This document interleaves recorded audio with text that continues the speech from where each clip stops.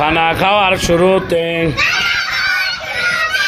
এই দোয়া পড়িতে হয়।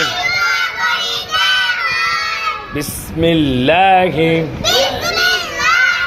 ওয়া আলা বারাকাতিল্লাহ। তো খানা খাওয়ার শুরুতে এই দোয়া পড়িতে হয়। বিসমিল্লাহি